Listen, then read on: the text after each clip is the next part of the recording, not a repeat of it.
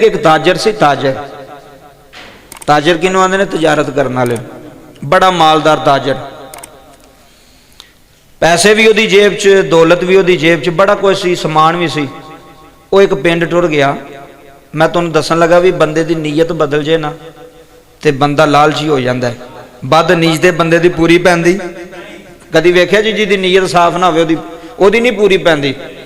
साडे सामने किन्ने ऐसियां मिसालां ने तीन तीन पुत्र कमांदे पे जे इधर वेखो छोटा भी काम लग्या वड्डा भी लग्या उस तो वड्डा भी लग्या अब्बा भी लग्या चार बंदे काम पे करते हैं अजे तक एक कोठा भी नहीं बनता। की वजह नीयत नहीं ठीक। अगले का काम करना विच मटीरियल चुक लैना नीयत हुण मैं दसन लगा जे अगले ने आख्या ना भी मेरी इट्टां ने तो यार सुट दोगे सुट देंगे 200-300 इट विचों जी छपा ली हुण दसो पूरी पैनी है भावें चार छड्ड के पंज भी कमांदे होण नीयत नहीं ठीक। बद नीयत बंदे दी पूरी कदी नहीं पै सकती। अल्लाह की कसम है जुमले सुनियो।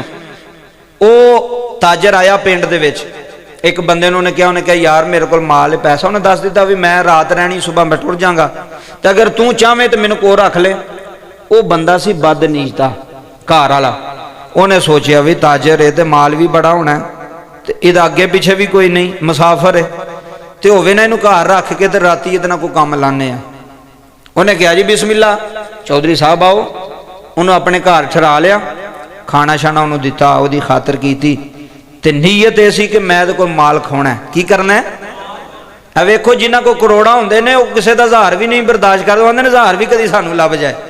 जिहदे कोल लखां करोड़ा ने मालक ने जमीनां दे फैक्ट्रियां दे कोठियां दे ते वो भी बंदा अगले की उजरत ना दवे अगले नूं सही पैसे ना दवे या अगले दे आखे ए भी मैनू लभ जाण ओहदी नीयत ठीक है। बोलो ओहदी नीयत नहीं ठीक। ऐ सुनियो गल बड़ी तवज्जो ना।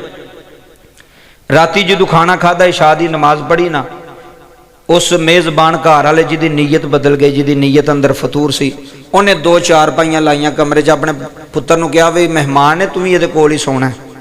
उन्हें मेहमान नूं कहा जी तुहाडी ये चारपाई है ते मेरे पुत्र दी वो चारपाई है तुसी अपनी अपनी चारपाई ते सौ जाओ। गल बड़ी तवज्जो ना सुनियो भी बद नीयत दी बंदे दी किवें दी सोच होंदी है ते नुकसान की करदा।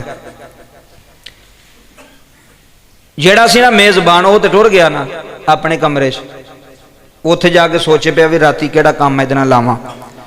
हुण ओहदा पुत्र ते वो जेड़ा ताजर सी वो बह के गल्लां करदे पे सन। ताजर नूं पेशाब आया उधरों वाशरूम के घर आते कोई नहीं सुनो बाहर निकल गया पेशाब कर कहता तू बह मैं पेशाब कर रहा। वो बाहर निकल गया पेशाब करन वो ताजर की मंजी ते पुत्र बैठा सी ते वही उत्थे बैठा सी। पुत्र जेड़ा ना ओदी मंजी ते सौ गया नींदर आ गई ना उन्होंने तो नहीं सी ना पता भी मेरे अब्बे की नीयत है। वो ना ताजर की चारपाई ते सौ गया। ताजर आया उन्हें वेख्या उन्हें कहा यार ये चारपाई तो मेरी सी चलो हुण वो मेज़बान ने घर वाले मैं उन्होंने की तकलीफ देवां क्यों उठावां तो उधर भी चारपाई सोना ही है ना भावें उधर सौ जा तो भावें उधर सौ जा। हुण जिहड़ी पुत्र की चारपाई उन्हें लाई सी ना वो ते जनाबे वाला चादर लैके सौ गया पुत्र उधर सौ गया कपड़ा लैके। हुण अद्धी रात होई तो जिहड़ा बद नीयत सी ना जिहदी नीयत नहीं सी ठीक जिहदी नीयत दे अंदर फतूर सी वो राती उठ्या उन्हें कहा ताजर सुता है की पता किसी नूं लगना केड़ा मार गया। उन्हें बाबा जी सराहना लिया तो उहदे मूँह ते ना रखिया जिथे ताजर की मंजी डाई सी उत्थे सुता कौन सी। हाय हाय हाय ऐ सुनी गल ताजर तो दूसरे पासे सी तो उन्होंने तो पता सी भी इत्थे सुता क्योंकि मैं दस के गया या तेरी मंजी तो है उहदी मंजी। उन्हें जो सराहना रखिया ना उन्हें साह नहीं लैन दिता। उन्हें जो वो साह मुक गए ने ना ताजर उठिया उन्हें वेख्या उन्हें कहा कि किया इन्हें। ताजर दौड़ के बाहर गया रौला पा दिता उन्हें कहा वो पुत्र मार छड़िया। उन्हें जो दुनिया कट्ठी हुई उन्हें वेख्या उन्हें कहा कि उन्हें क्या यह की उन्हें क्या वेख तो सही चादर चुक के वेख्या तो उहदा पुत्र किड्डा वड्डा नुकसान कर गई उहदी बदनीयती किड्डा वड्डा। उत्थे ही जमीन ते बह के पिटन लग पिया रोन लग पिया चीखा मारन लग पिया कि मैं की कर बैठा। वो ताजर ने कहा भी तेरी नीयत ठीक नहीं सी ते नीयत बर मुराद होंदी है।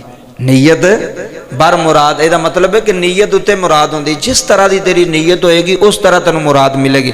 उस ताजर ने कहा तेरी नीयत सी लालची तू से भैड़ी नीयत वाला तो तू अपना सक्का पुत्र अपने हथी मार बैठा है लालच पिछे तो हुण तू जान ते पुत्र जान ते ताजर टुर गया। तो उन्हें इस गल तो निचोड़ कढ़िया वे कदी भी लालच, करोड़ भी तुहाडे सामने पे, लालच ना करो। तुसी ये कहो यार मेरी किस्मत च इन्ना ही है, जो मैनू मिलता पिया ना, मैं इन्ना ही काम किया, ठीक है मैनू मिल गए ने, अल्लाह तेरा शुक्र है। लालच करोगे परेशान होवोगे, नीयत खराब करोगे, कदी भरा दे भी मैं कढ़ ला ना जेब चों, वो फिर नीयत खराब हो जाती है, फिर बरकत भी जाती रहती है तो नुकसान भी वखरा हो जाता।